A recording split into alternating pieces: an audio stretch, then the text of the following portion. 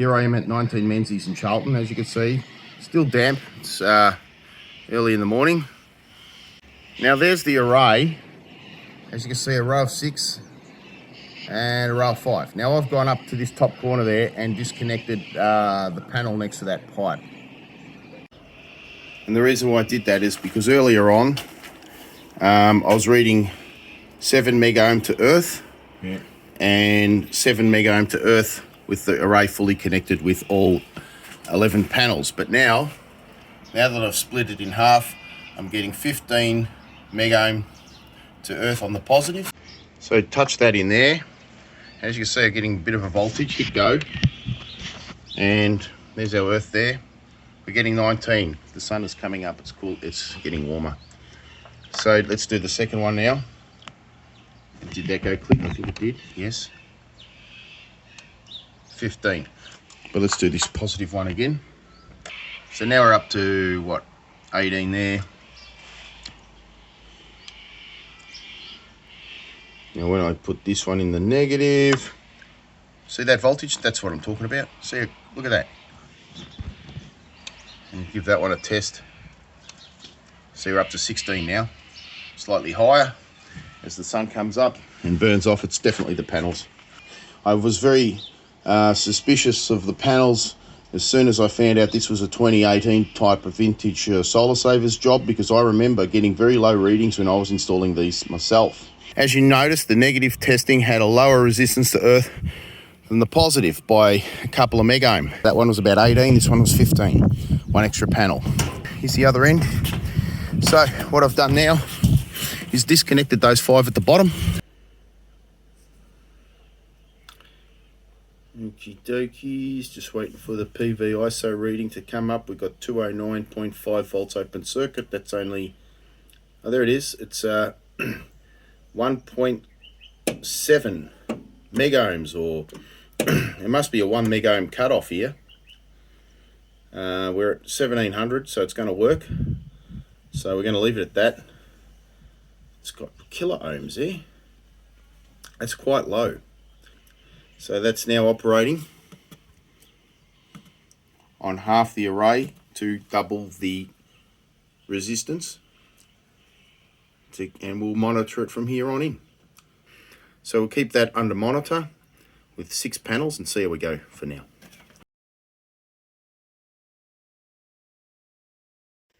I've got in here, it's running at the moment with 32 mega ohm. Let's put the hose onto it.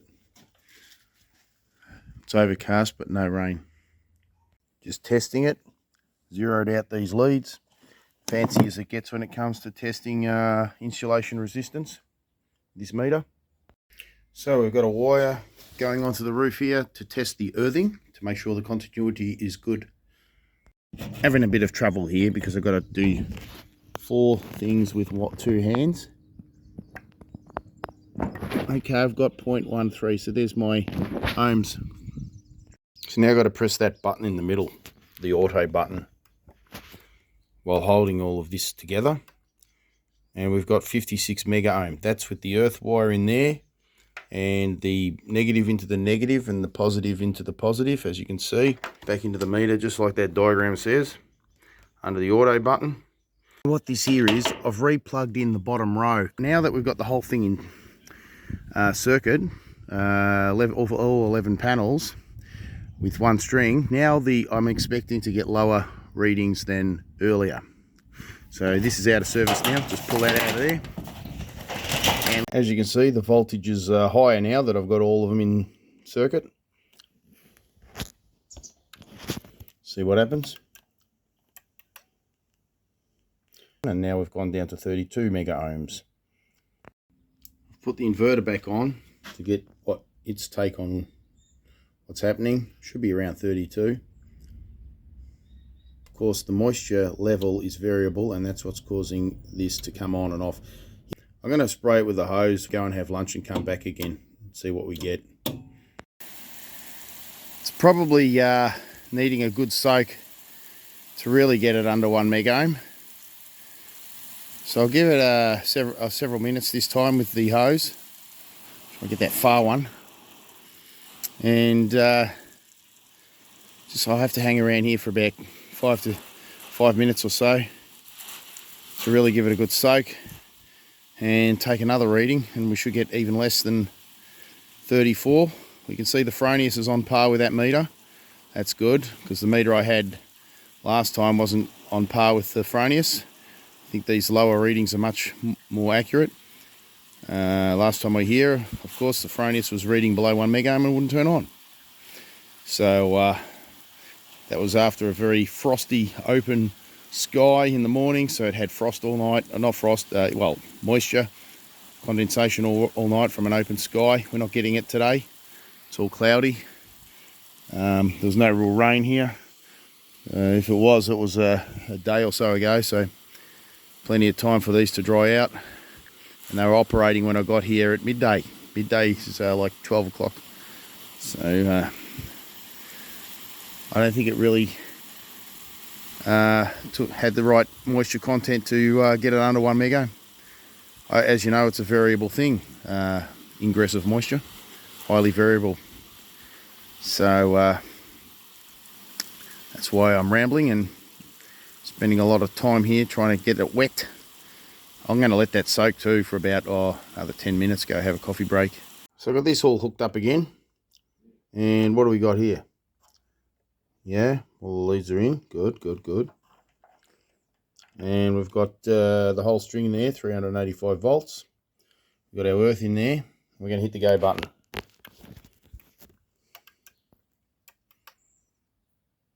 .23. So we're getting lower and lower the more water I put on it. It's always prudent to take a video of the isolator. Nothing wrong with that at all. Perfectly dry. Full string voltage, hit auto.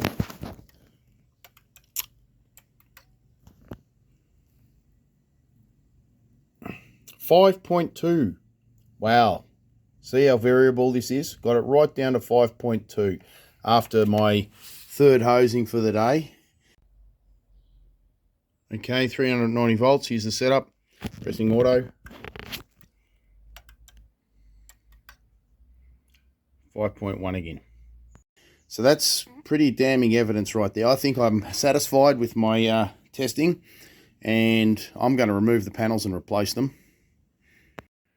Well, I got here late, so right now you can see all the panels on the roof. It's 6:30. I'm just leaving after packing up all the old ones. And as you can see, there's a lot of, by the different colours, so I'll move the light away. See the texture difference? It's dry around that hot chimney, and it's wet in the darker brown areas. So there's a nice frost. You can see it around the panels too. A nice frost brewing tonight because the sky opened up. It's where are the stars? You can see a few dots there, and then I'll just zoom in on one of them. So it's a clear sky, and that means that we're going to have a nice frosty night, which is the perfect conditions to test panels when they're at their most vulnerable to water ingress. And these are brand new panels, and they should be several hundred mega ohms when we test them tomorrow morning. Typically foggy as well early in the morning. Just turned on the isolator switch after installing them last night, yesterday afternoon. We've got a lot of beaded water here on the surface. There we go, focus. And the sun's about to break through, so I better get this test done.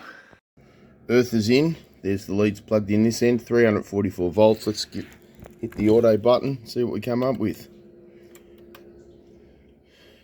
199 megohm. Brand new panels this time. And they've been soaking completely overnight, dusk till dawn. Sun's just rising now. So they've been wet for a lot longer than I could hose the other ones down. If the other ones were still in play here, they'd be under 1 megohm. Water dripping there, so from underside. See, it's underside dripping from the carport. So this is the worst case scenario when you get a big foggy morning and an overnight frost, no clouds in the sky. Still plenty of condensation on these panels, 9:30 in the morning. Let's go test it at 1000 volts. Here we go, one more time. 1000 volts this time on the bottom left. 359 volts, hit auto. 199 still, yes. So these panels are, I guess 199 is the maximum limit of this. Just do the mandatory turn off. And here, and this here, yeah. You turn it from this direction to the left, and it's off. It's off? Yeah. Right. So when the inspector comes, those 3 switches.